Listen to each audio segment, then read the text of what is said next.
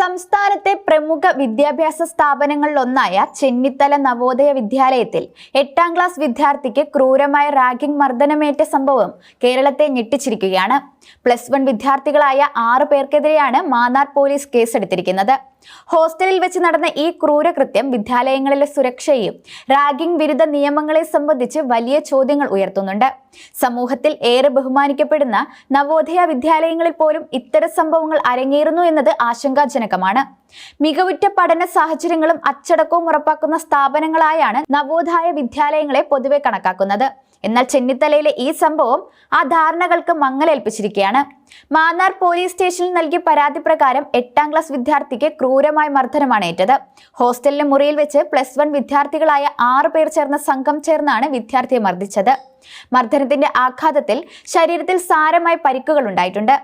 കാലുകളിലും കൈകളിലും പുറത്തുമെല്ലാം മർദ്ദനമേറ്റതിന്റെ പാടുകൾ വ്യക്തമാണ്.